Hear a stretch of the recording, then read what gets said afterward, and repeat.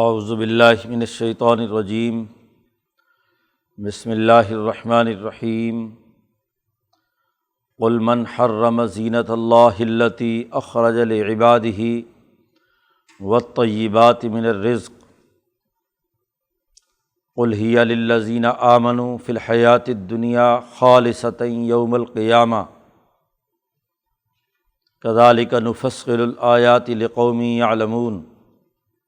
قل انما حرم ربی الفواحش ما ظہر منها وما بطن والاسم والبغی بغیر الحق وان تشرکوا باللہ ما لم ینزل به سلطانا وان تقولوا علی اللہ ما لا تعلمون وَلِكُلِّ أُمَّةٍ أَجَلٌ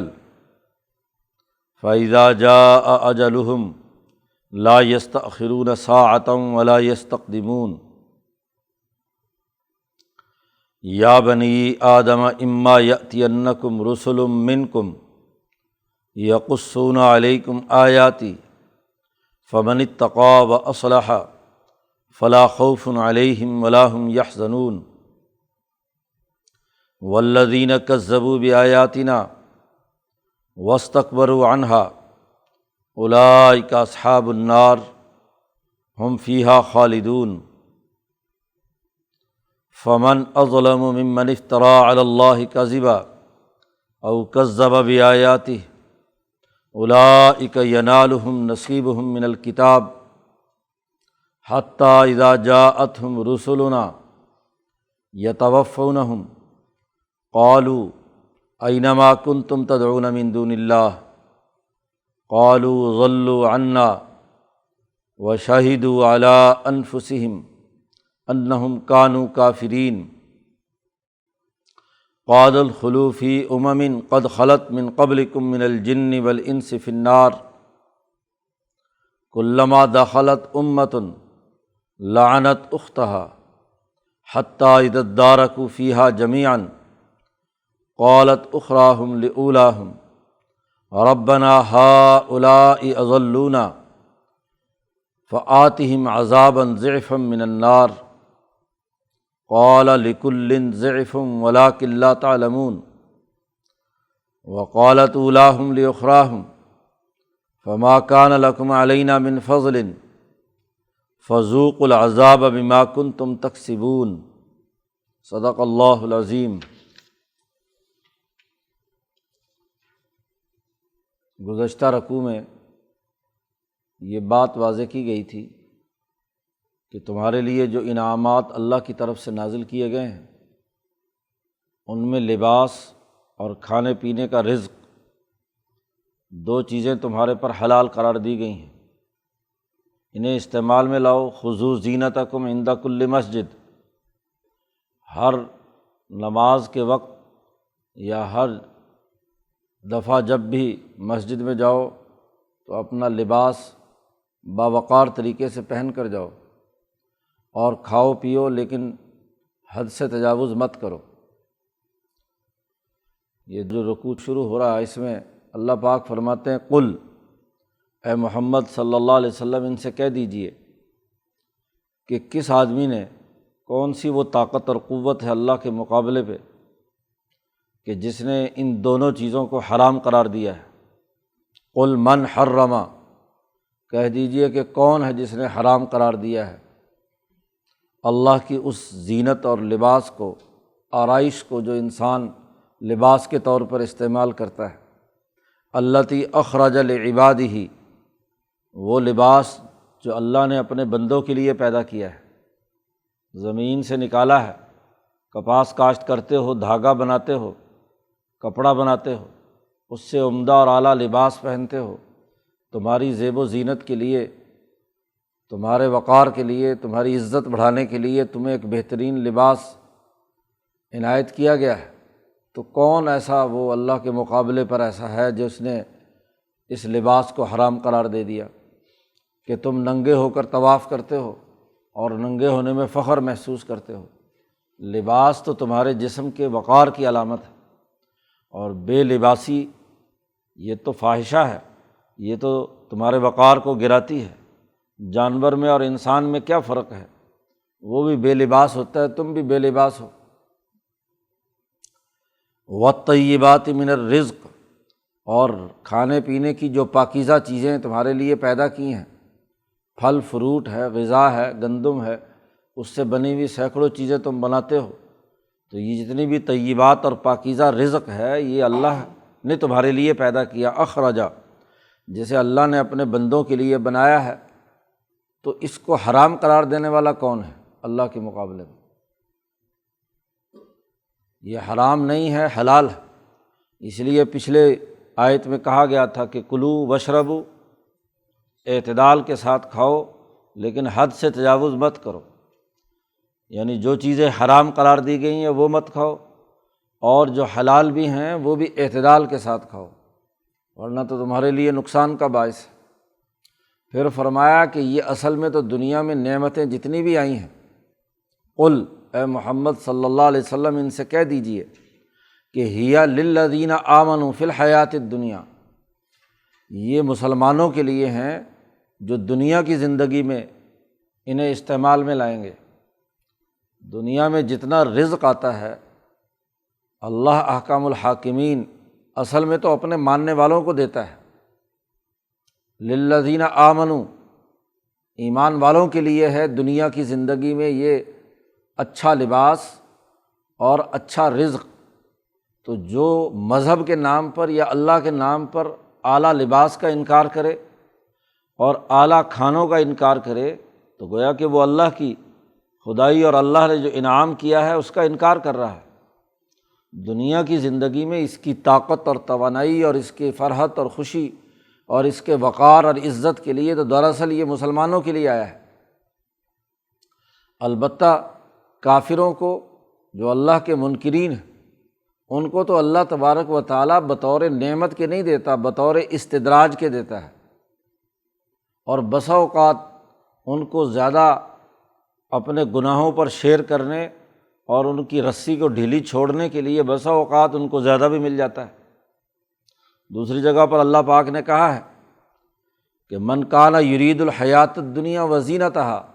نوفی الیہم اعمالہم، کہ جو دنیا کی زندگی کا ارادہ کرتے ہیں ہم ان کو ان کا بدلہ دے دیتے ہیں، دنیا میں پورا پورا دے دیتے ہیں، وہم لا یبخسون، کوئی کسی قسم کی کمی ان میں ہم نہیں ہونے دیتے۔ لیکن یہ لوگ وہ ہیں کہ جن کا آخرت میں کوئی حصہ نہیں، انہوں نے دنیا میں اگر کوئی اچھے کام کیے ہیں، کوئی نئی ٹیکنالوجی دریافت کی ہے، کوئی نئے فائدے کی چیز انسان کے لیے بنائی ہے، تو اس کے بدلے میں ہم دنیا میں ہی اس کو زیادہ اچھا انعام دے دیتے ہیں۔ جو بھی دنیا کا ارادہ کرے، مسلمان اس کو درست کرنے کی فکر کرے تو اس کو زیادہ دے دیں گے، اور اگر کافر اس کو کرے حاصل کرنے کی تو اس کو دیں گے، اور جو بھی اس میں زیادہ بہتری پیدا کرے گا اس کو ہم پورا پورا اس کے اعمال کا بدلہ دیتے ہیں، اس میں کوئی کمی نہیں ہوتی۔ لیکن مسلمان کی خصوصیت یہ ہے کہ اس کو دنیا میں بھی اس کے اچھے اعمال، وہ اپنی زراعت اچھی کرے، اپنی صنعت اچھی کرے، اپنی تجارت بہتر بنائے، تو دنیا میں بھی اس کو کیا ہے، یہ زیب و زینت اور کھانے پینے کی تمام چیزیں اچھی فراخی خوشحالی سے دیتا ہے۔ اور لیکن ایک بات طے ہے کہ خالصتاً یوم القیامہ، قیامت کے دن صرف اور صرف مسلمانوں ہی کے لیے ہوگی، کیونکہ انہوں نے ان تمام چیزوں کو انسان دوستی کے لیے استعمال کیا ہے۔ جو بھی چیزیں دنیا میں انہوں نے بہتر سے بہتر بنائیں وہ صرف اپنی ذات تک محدود نہیں، بلکہ اس کے ساتھ ساتھ وہ اپنے ساتھ دوسرے لوگوں کو شریک کرتے ہیں۔ کافر وہ ہے اصل میں جو دوسروں کو اپنے ساتھ شریک نہیں کرتا، اجارہ داری قائم کرنا چاہتا ہے۔ ان تمام چیزوں کو وہ جو دریافت کرتا ہے وہ انفرادیت کے نقطۂ نظر سے، ذاتی خواہشات کے نقطۂ نظر سے کرتا ہے، کہ صرف وہ یا زیادہ ہے زیادہ اس کی نسل اس سے فائدہ اٹھائے، وہ باقی نسلوں اور باقی قوموں سے اپنی ترقی یافتہ علوم روکنے کی کوشش کرتا ہے، سرمایہ پرستی کے مرض میں مبتلا ہے۔ اس لیے دنیا میں تو اس کو اپنی اس اجارہ داری کی وجہ سے بسا اوقات زیادہ مال و دولت مل سکتا ہے، لیکن آخرت میں خالصتاً یوم القیامہ کیونکہ مسلمان جب یہ کام کرتا ہے تو اجتماعیت کی نقطہ نظر سے تمام انسانوں کو ساتھ لے کر چلتا ہے، اس کا فائدہ تمام کو پہنچانے کی کوشش کرتا ہے۔ تو یہ کھانے پینے کی چیزیں، معاشی وسائل تمام کہا ہے، یہاں طیبات من الرزق میں، رزق میں تمام کھانے پینے، اوڑھنے بچھونے، فائدے، اس دنیا میں رہنے کے جتنے بھی معاشی وسائل ہیں یہ اللہ نے عطا کیے ہیں اور یہ حلال ہیں تمام کے لیے۔ اس کو حرام قرار دینے والا کون ہے؟ قرآن حکیم کہتا ہے کذالک نفصل الآیات، ایسے ہی ہم اپنی آیات کو بڑی کھول کر بیان کرتے ہیں، لقوم یعلمون، اس قوم کے لیے جو علم حاصل کرنا چاہتی ہے، جو سمجھتے ہیں، سمجھداروں کو ہی کسی قانون اور کسی بات کا فائدہ ہوگا، جو سمجھنا ہی نہیں چاہتے، ہاں جی، علم حاصل نہیں کرنا چاہتے، ان کے سامنے اگر علم بیان بھی کرو تو بھینس کے سامنے بین بجانے کا کیا فائدہ، اس کا کوئی اثر نہیں ہوتا، وہ تو صرف بز اخفش کی طرح گردن ہلائیں گے، لیکن کیا ہے آگے نتیجہ حاصل کرنے یا اس پر عمل کرنے کی بات نہیں ہوگی۔ تو جو واقعتاً علم حاصل کرنا چاہتے ہیں تو کس خوبی سے ہم تفصیل کے ساتھ تمام باتیں بیان کر رہے ہیں۔ یہ کوئی نیکی نہیں ہے کہ عرفات اور مزدلفہ میں ننگے ہو کر جاؤ، یہ کوئی نیکی نہیں ہے کہ بیت اللہ کا طواف جو ہے وہ ننگے ہو کر کرو، یہ کوئی نیکی نہیں ہے کہ بھوک پیاس حج کے موسم میں برداشت کرو بلا وجہ کی۔ بھوکے رہتے تھے، ننگے رہتے تھے، اس کو سمجھتے تھے کہ بہت گیان دھیان اس سے حاصل ہوگا، اللہ کے ساتھ تعلق ہوگا۔ تو یہ جتنے بھی خود ساختہ متصوفین یا گیانی لوگ رہے ہیں راہب قسم کے، تو وہ جہاں جہاں بھی جس مذہب میں بھی داخل ہوئے اس میں یہی تصورات انہوں نے پیدا کیے کہ روٹی نہ کھانا، لباس نہ پہننا، یہ کوئی بہت ہی اونچے درجے کا روحانیت کی ترقی کا کام ہے۔ ایک ہے علاج معالجے کے لیے کچھ وقت کے لیے، جیسے ایک آدمی صحت مند ہے، کھانا پورا کھانا چاہیے، لیکن اگر نہیں کھا رہا، بیمار ہے، تو ڈاکٹر اس کے لیے پابندی لگا دیتا ہے کہ بھئی فلانی سبزی نہیں کھانی، فلانا سالن نہیں کھانا، فلانی روٹی نہیں کھانی، جس کی وجہ سے بیمار ہو تم۔ تو بیمار کا علاج کرنے کے لیے تو کچھ وقت کے لیے اس میں وقفہ لگایا جا سکتا ہے۔ ایسے ہی صوفیاء کرام جو محققین ہیں، وہ کسی روحانی ترقی کے لیے، کوئی روحانی امراض کا علاج کرنے کے لیے وقتی طور پر مہینے 2 مہینے کے لیے کسی چیز پر پابندی لگائیں تو یہ تو علاج معالجے کا ہے، وہ کوئی حرام تھوڑے قرار دے دیں گے۔ لیکن جب صحت مند ہو گیا تو جیسے صحت مند آدمی کو ہر چیز کھانے کی اجازت ہوتی ہے، اس پر کوئی پابندی نہیں لگتی، ایسے ہی جو روحانی مریض ہے اس کو کچھ وقت کے لیے اگر کوئی چیز روک دی گئی اور جب اس کی اصلاح ہو گئی تو اس کے بعد حلال ہو گیا، جائز ہو گیا سب کچھ۔ تو مستقل حرام قرار دینے کا کوئی کسی کو حق حاصل نہیں ہے اللہ کے علاوہ۔ اچھا تم حرام کرنا چاہتے ہو تو یہ جو ظاہری شکل و صورت ہے یہ تم نے تو بنا لی کہ لباس اتار دیا، کھانا پینا چھوڑ دیا، اور بالکل بھوکے پیاسے رہنے لگے، اس کو تو تم نے اپنے اوپر حرام قرار دے لیا، حالانکہ جو چیزیں اصل حرام تھیں ان کو تم نے سمجھا نہیں۔ قل، ان سے کہہ دیجئے کہ میرے رب نے جن چیزوں کو حرام قرار دیا ذرا ان کی تفصیل سن لو، جو تم خود کرتے ہو، باقی سارے کام کرتے ہو، اور یہ بھوک پیاس اور کھانے پینے کی چیزیں اور لباس جو ہے اس کو حرام تم نے اپنے طرف سے قرار دے دیا۔ قل، کہہ دیجئے، انما حرم، سوائے اس کے نہیں کوئی اور چیز اللہ نے حرام قرار نہیں دی۔ کیا؟ میرے رب نے کیا؟ نمبر 1، الفواحش ما ظہر منہا وما بطن، بے حیائی کی تمام وہ باتیں جو ظاہری ہوں یا باطنی خفیہ طور پر ہو۔ فواحش ہر وہ عمل جو سماجی معاہدات کو توڑنے کا باعث بنتا ہے، معاہدہ نکاح کی خلاف ورزی ہو، مرد اور عورت کا غلط تعلق ہو، یا خریدار اور فروخت کنندہ کا غلط تعلق ہو، ایک دوسرے پر ظلم اور زیادتی ہو، یا سیاسی حکومت میں لوگوں پر ظلم ڈھایا جائے، جو بھی انسانی سماج سے متعلق عمرانیاتی معاملات اور معاہدات ہیں ان میں حد سے تجاوز کرنا، دوسروں کے حقوق کو توڑنا، یہ فواحش ہے، اور یہ ظاہری طور پر بھی ممنوع ہے، لیکن قانون کی ظاہری شکل تو برقرار رکھی جائے اور اس کی روح کو پیش نظر نہ رکھا جائے، اندر خانے کوئی نہ کوئی بدنیتی شامل ہو کسی بھی ظاہری کام کو ادا کرتے ہوئے، تو یہ بھی نہیں ہے۔ ظہر منہا وما بطن، ان میں سے جو ظاہر ہو یا باطنی طور پر ہو۔ بظاہر تو آپ معاہدہ پورا کر رہے ہیں لیکن اندر خانہ ادھر ادھر یارانے لگا رکھے ہیں، تعلقات بنا رکھے ہیں، بظاہر میاں بیوی ہیں، مرد کہیں اور تعلق بنائے ہوئے ہے، وہ عورت کہیں اور تعلق بنائے ہوئے خفیہ،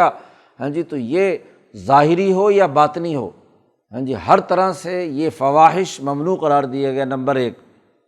اس کو تم کرتے ہو، باقی چیزوں کو اپنے اوپر حرام بناتے ہو جو حلال ہے، اور جو حرام ہے اسے چھوڑتے نہیں ہو۔ ایسے ہی والاسم، اور اسم اور گناہ، اور اسم کی حقیقت امام شاہ ولی اللہ دہلوی رحمۃ اللہ علیہ نے بڑی جامعیت کے ساتھ بیان کی کہ وہ چیزیں جو حکمت البر کے خلاف ہیں اور حکمت الاسم کے طور پر ہے، یعنی ہر وہ حکم جو نوع انسانی کے تقاضے کے خلاف ہے، وہ ہر وہ حکم جو عالم مثال کی طاقتوں اور قوتوں کی خلاف ورزی کر رہا ہے، ہر وہ حکم جو ملأ اعلیٰ کے فیصلے کے خلاف کر رہا ہے، ہر وہ حکم جو شریعت اور اللہ کی طرف سے آنے والے کسی بھی حکم اور قاعدے کو توڑ رہا ہے، وہ الاسم ہے۔ تو اسم کی جتنی بھی قسمیں ہیں وہ حرام قرار دی گئی ہیں۔ گویا کہ اس کائنات کے نظام کی جتنی بھی تہیں اور پرتیں ہیں، ان میں اللہ کی حکمرانی کو چیلنج کرنا، انسانی نوع کے تقاضوں کو پورا نہ کرنا، ہاں جی، انسان کو ذاتی طور پر جو ذمہ داریاں عائد ہو رہی ہیں ان کو پورا نہ کرنا، یہ سب الاسم ہے، یہ اللہ نے حرام قرار دیا ہے۔ ایسے ہی تیسری چیز جو حرام قرار دی گئی ہے وہ یہ کہ والبغی بغیر الحق، ناحق بغاوت کرنا، سرکشی کرنا، کسی دوسرے پر زیادتی کرنا۔ ایک یہ کہ اس نے آپ کو تنگ کیا ہے تو زیادہ سے زیادہ آپ اس کا بدلہ اتنے درجے میں لے سکتے تھے جتنا کسی نے آپ کے ساتھ کیا ہے، ہاں جی، اس سے زیادہ نہیں۔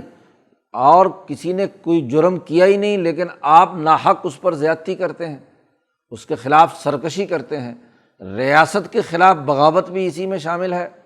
قبیلے کے خلاف بغاوت بھی اسی میں شامل ہے، دوسرے کسی فرد کے انفرادی طور پر کسی دوسرے کے حق پر ڈاکہ ڈالنا بھی بغض میں شامل ہے۔ یعنی لفظی ترجمہ اس کا ظلم ہے کہ ظلم کی تمام شکلیں، جس سے کسی فرد پر زیادتی ہو، کسی قبیلے پر ہو، کسی شہر پر ہو، کسی ملک اہالیان پر ہو، کسی بستی میں رہنے والوں پر ہو، وہ تمام البغض۔ قرآن نے دوسری آیت میں اس کو واضح طور پر بیان کر دیا، ان اللہ یأمر بالعدل والاحسان وایتاء ذی القربی وینہی عن الفحشاء والمنکر والبغی۔ تو یہ البغض جو ہے اس کو ناجائز قرار دیا گیا، اس کو اللہ نے حرام قرار دیا ہے۔ چوتھی بات جو حرام قرار دی گئی ہے وہ یہ کہ وَأَن تُشْرِكُوا بِاللَّهِ مَا لَمْ يُنَزِّلْ بِهِ سُلْطَانًا، اللہ کے ساتھ کسی کو شریک ٹھہراؤ جس پر تمہارے پاس کوئی دلیل نہیں ہے، اللہ کی طرف سے یا کہیں سے کوئی دلیل نازل نہیں کی گئی۔ ما لم ينزل به سلطانہ، کوئی چیز ایسی نہیں کہ جس کو بطور سند کے پیش کر سکو کہ اللہ نے فلاں فلاں بت کو، فلاں فلاں انسان کو اپنے کاموں میں اپنے ساتھ شریک ٹھہرایا ہے۔ کچھ اللہ میاں نے اختیارات عیسیٰ کو دے دیے، کوئی مریم کو دے دیے، کوئی عزیر کو دے دیے، یا کسی پتھر بت لات منات کو دے دیے۔ اس پر کوئی سلطان تمہارے پاس نہیں ہے، کوئی سند نہیں ہے۔ سلطان کہتے ہیں حکمرانی کو، اور سلطان کی طرف سے جو نوٹیفیکیشن جاری ہوتا ہے، جو تحریر جاری ہوتی ہے، جس کا ترجمہ یہاں حضرت نے سلطان کا ترجمہ سند سے کیا ہے، تو سلطان کے مہر والی کوئی سند تمہارے پاس نہیں ہے کہ اللہ نے یہ حکم جاری کیا ہو کہ یہ فلاں فلاں جو ہے نا، ان کو میں نے مقرر کر دیا کہ یہ میرے فلاں فلاں کام میں میرے شریک ہیں۔ بھائی کسی کا اقتدار میں شرکت تو تبھی ہوگی، انتظامیہ میں وہ تبھی ہوگا کہ جب اس کی تقرری کا کوئی نوٹیفیکیشن ہوگا کہ جی فلاں بندے کو کسی صوبے کا گورنر یا چیف منسٹر لگایا گیا، یا وزیر لگایا گیا، یا کوئی جج لگایا گیا ہے، یا کہیں ڈی سی اور اے سی مقرر کیا گیا ہے، تو کوئی سند ہے تو لاؤ دکھاؤ کہ کس کس کو ہم نے لات و منات سے لے کر عیسیٰ اور عزیر تک ہم نے کس کس کو کیا مقرر کیا ہے کہ تم کو ہم نے اپنے کچھ اختیارات دے دیے، لاؤ جاؤ اس پر عمل کرو۔ تو جب تمہارے پاس کوئی سند نہیں ہے تو یہ شرک کرنا یہ حرام قرار دیا ہے۔ پانچویں بات یہ ہے، یہ حرام قرار دیا اللہ نے کہ ان تقولوا علی اللہ ما لا تعلمون، تم اللہ پر ایسی بات کہو جو تم جانتے نہیں ہو، تمہارے علم میں نہیں ہے، بغیر علم کے اللہ پر جھوٹ الزام لگاتے ہو کہ اللہ نے فلانی چیز کو حرام قرار دے دیا، فلانے کو حلال قرار دے دیا۔ پیچھے بات آئی تھی کہ یہ ننگا رہنا، ہاں جی، جب ان سے کہا جاتا ہے کہ کیوں رہتے ہو تو کہتے ہیں کہ ہاں جی اللہ نے کہا تھا اسے، واللہ امرنا بہا، اللہ نے ہمیں اس بات کا حکم دیا ہے، تو یہ اللہ پر جھوٹا الزام کیوں لگاتے ہو؟ اللہ نے تو کوئی حکم نہیں دیا، اللہ نے تو حکم دیا امر ربی بالقسط، کہ عدل و انصاف اور توازن کے ساتھ زندگی بسر کرو۔ اللہ تعالیٰ بے حیائی کے کاموں کو، معاہدہ توڑنے کا حکم کہاں سے دے رہا ہے؟ حقیقت یہ ہے کہ وَلِكُلِّ أُمَّةٍ اجل، ہر قوم اور امت کے لیے ایک مقررہ مدت ہے، دنیا میں وہ ایک مدت تک رہتی ہے، جو کام کار اور اعمال ہیں وہ کرتی ہے، وہ چاہے صحیح کرے یا غلط کرنے والے ہوں یا صحیح ہو، ہر ایک کے لیے ایک طے شدہ مقرر ہے مدت۔ فَإِذَا جَاءَ أَجَلُهُمْ، جب ان کی مقررہ مدت آ جائے گی تو لا يستأخرون ساعة ولا يستقدمون، ایک گھڑی نہ پیچھے ہوں گے نہ آگے۔ یہ پیچھے آگے کی بات جی یہاں اللہ پاک نے محاورے کے طور پر کہی ہے۔ یہاں بعض مفسرین نے بڑا بلا وجہ سے سوال اٹھا دیا کہ لا یستأخرون ساعۃ، تو سمجھ میں آتا ہے کہ وہ جب گھڑی آ گئی تو پھر وہ آگے تاخیر نہیں ہوگی، تو گھڑی آ گئی تو پہلے کیسے ہوگی؟ لا یستقدمون کیسے کہا اللہ میاں نے؟ یہ ایسے ہی فضول قسم کا، منطقی قسم کا سوال ہے، ہاں جی۔ تو یہ اس طرح کے سوالات تفسیروں میں بھرے ہوئے اور پھر اس پر لمبے چوڑے جوابات، تو حقیقت بات یہ ہے کہ یہ سوال بنتا ہی نہیں ہے۔ یہ تو محاورے کی بات ہے، جیسے آپ کوئی چیز خرید و فروخت کے لیے جاتے ہیں تو اس میں کہتے ہیں یار اس میں کوئی کمی بیشی نہیں ہو سکتی، اب وہ خریدنے والا بیشی کی بات کر رہا ہے، وہ تو چاہتا ہے بھی اس میں کیا ہے کمی ہو، لیکن محاورے کے طور پر وہ کہتا ہے کمی بیشی نہیں ہوتی۔ تو ایسے ہی یہاں اللہ پاک نے کہا ہے کہ جب وہ گھڑی مقرر شدہ ہوگی تو نہ اس سے پہلے کچھ ہوگا نہ اس کے بعد ہوگا، وہ ٹائم مقررہ پر اس امت کے لیے وہ سزا یا جزا کا جو معاملہ ہے وہ مکمل ہو جائے گا۔ پیچھے گزشتہ رکوع سے بات چل رہی تھی، آدم کا قصہ بیان کرنے کے بعد یا بنی آدم، یا بنی آدم سے قرآن حکیم خطاب کر رہا ہے اور آدمیت سکھانے کے بنیادی اساسی اصول بیان کر رہا ہے، اور اس کی بنیاد پر انہیں دعوت دے رہا ہے کہ وہ سچائی کے اس پیغام کو قبول کریں، انسانی بنیادوں پر قبول کریں، آدم کی اولاد ہونے کے ناطے قبول کریں۔ اب یہ جب انسانیت کی جو بنیادی خصوصیات تھی وہ بیان کر دی کہ اپنا لباس پہنو، وقار کے ساتھ رہو، کھاؤ پیو، اسراف نہ کرو، اور عمدہ طریقے سے رہو، نماز قائم کرو، اللہ کو مخلص پکارو، وغیرہ وغیرہ، یہ تفصیلات جو پیچھے 1.5-2 رکوع میں بیان کی ہیں۔ اس کے بعد پھر قرآن حکیم اپنی دعوت دیتا ہے، یا بنی آدم، اے آدم کی اولاد، اما یأتینکم رسل منکم، اگر تمہارے پاس میرے رسول، تم میں سے ہی جو رسول ہوں تمہارے پاس بھیجے جائیں، یقصون علیکم آیاتی، اور تمہیں میری آیات پڑھ پڑھ کر سنائیں، قرآن کی تلاوت کریں، اللہ کے احکامات بیان کریں، اس کی تفصیل اور تشریح بیان کریں، یہ آئیں گے، ان کی بات سننی ہوگی۔ فمن اتقی و اصلح، جس نے تقوی اختیار کیا، اس میرے پیغام کو سنا اور سمجھا اور اس کے مطابق اصلح، اپنے اعمال درست کیے، تقوی اختیار کیا، اعمال کی روح، اللہ کا ڈر پیدا کیا، ہاں جی، جو حضرت کا ترجمہ حضرت پیران پیر کا، کہ عدل و انصاف قائم کرنے کے عزم اور ارادے کے ساتھ اللہ سے ڈر کر عدل و انصاف قائم کرنا بغیر کسی غرض کے، جس نے یہ کام کیا اور وَأَصْلَحَ، اور اپنے انفرادی اور اجتماعی اعمال کو درست کر لیا، تو فلا خوف علیہم ولا هم یحزنون، تو ان پر نہ کوئی خوف ہے اور نہ کوئی غم ہے جی، نہ ماضی کے حوالے سے کسی قسم کا ان کے اوپر اثر ہے کہ ماضی میں جو اعمال کیے ہیں، کیونکہ غلط کام ہی نہیں کیا تو ڈر کس بات کا، اور کوئی غم نہیں ہے، اور آئندہ کا بھی کوئی خوف نہیں ہے مستقبل کا کہ مستقبل میں کیا ان کے ساتھ ہونا ہے، کیونکہ جب انہوں نے اعمال اپنے درست رکھے، تقوی اختیار کیا، انسانیت کی اصلاح کا کام کیا، درستگی کا کام کیا، تو انہیں خوف کس بات کا۔ لیکن والذین کذبوا بآیاتنا واستکبروا عنہا، اور وہ لوگ جنہوں نے ہماری آیات کا انکار کیا اور تکبر کیا اس سے، اولئک اصحاب النار، وہ جہنمی ہیں، ہم فیہا خالدون، وہ اس میں ہمیشہ ہمیشہ رہیں گے۔ تو بات بڑی واضح سی ہے کہ اللہ نے مقرر کر دیے قوانین اور ضابطے، اس کے مطابق اے آدم کی اولاد،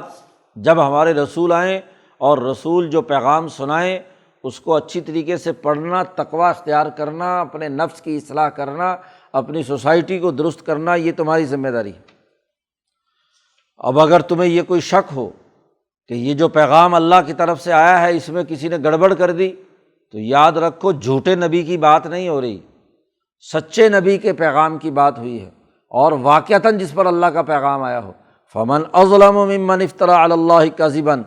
کون زیادہ ظالم ہے اس سے جو اللہ پر جھوٹ گھڑ کے کہے کہ یہ اللہ نے میرے پاس پیغام بھیجا ہے، یعنی خود المتنبی بن جائے، یعنی نبوت کا دعویٰ کرے اور وہ یہ کہے کہ مجھ پر یہ اللہ نے حکم بھیجا ہے، حالانکہ اللہ نے اس پر کوئی حکم نہیں دیا۔ تو اللہ پر جھوٹ بولنے والا یا اللہ کی نبی پر آنے والی آیات کا انکار کرنے والا، اس سے بڑا ظالم کون ہوگا؟ کسی بھی حکومت میں رہتے ہوئے اور اس ریاست کا حصہ ہوتے ہوئے اس ریاست کے جاری کردہ احکامات کی خلاف ورزی کرنا، انکار کرنا، یہ تو تمام عوام کے لیے ہے۔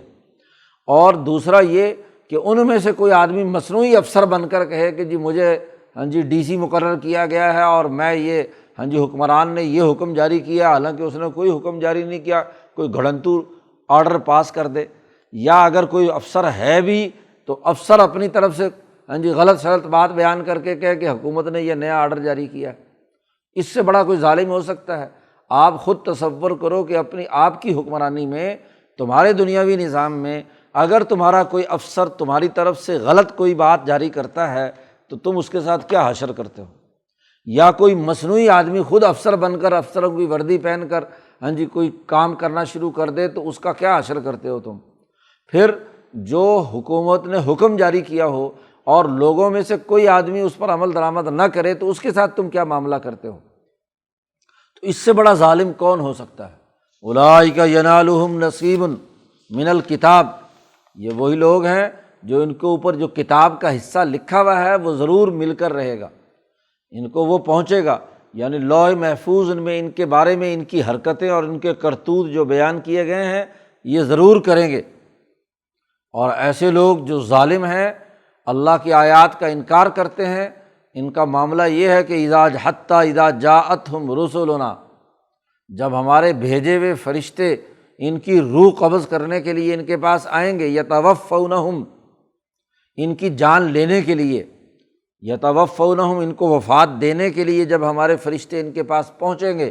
تو وہاں فرشتے پوچھیں گے ان سے، اینما کنتم تدعون من دون اللہ، اللہ کے علاوہ جن کو تم خدا مانتے تھے، پکارتے تھے، کہاں ہیں وہ؟ بلاؤ ان کو، حاضر ہوں اور تمہیں اللہ کے اس روح قبض کرنے کے اس عمل سے روک سکتے ہیں تو روک لو۔ یہاں تو اب روح قبض کرنے ہم آ گئے، اللہ کے علاوہ جن لوگوں کو تم مانتے تھے وہ کہاں ہیں؟ اینما کنتم، جب ادھر ادھر پکاریں گے اور کوئی نہیں ملے گا تو کہیں گے قالوا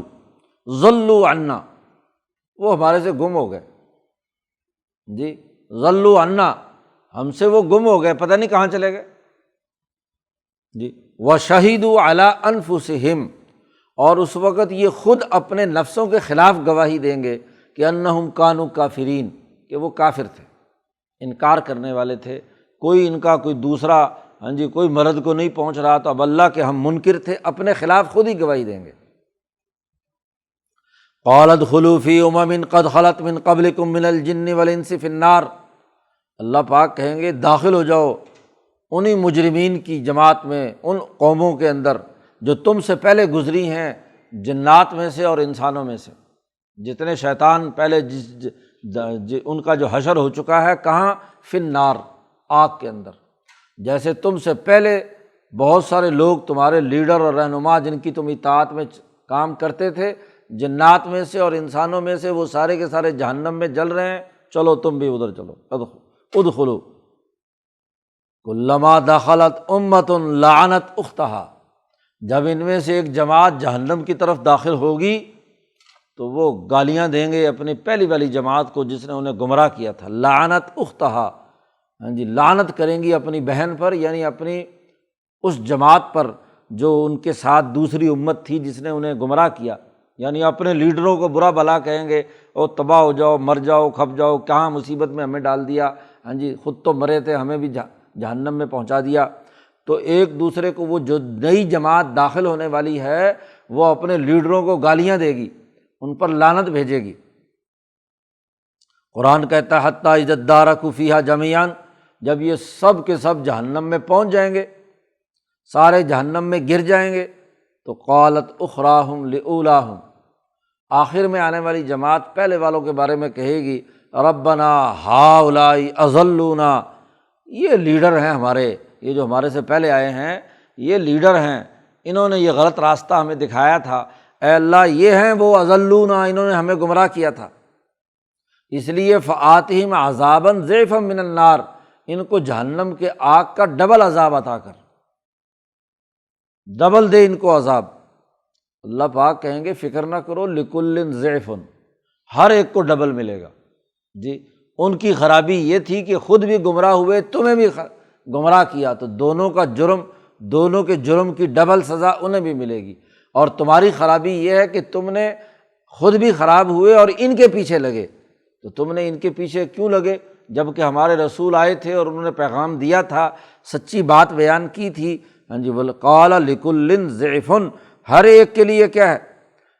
ڈبل ہے، ولکن لا تعلمون، لیکن تم جانتے نہیں ہو،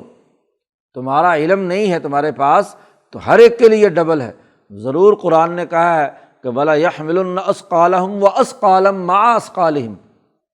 یہ ضرور اپنا بوجھ بھی اٹھائیں گے اور اپنے ساتھ دوسروں کا بوجھ بھی اٹھائیں گے۔ ہاں جی، کیونکہ انہوں نے دوسروں کو گمراہ کیا ہے۔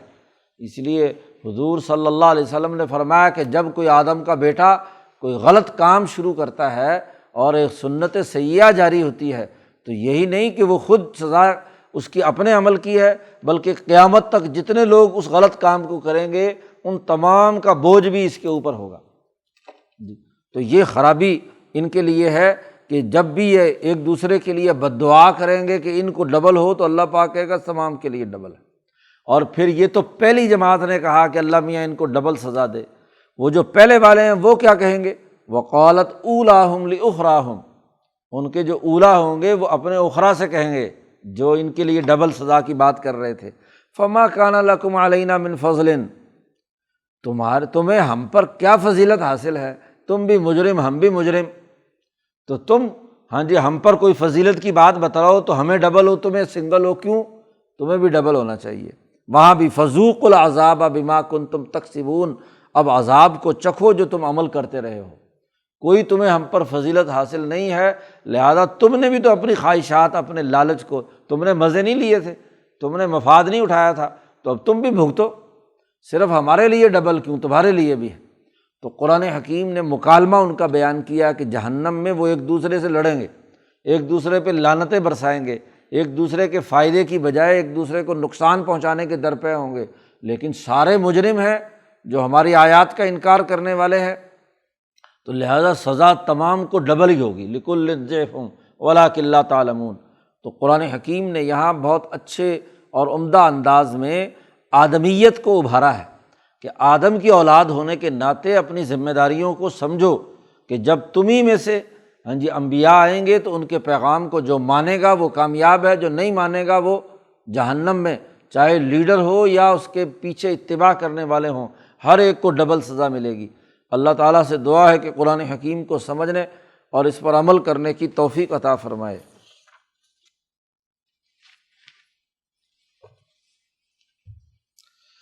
اللہم صلی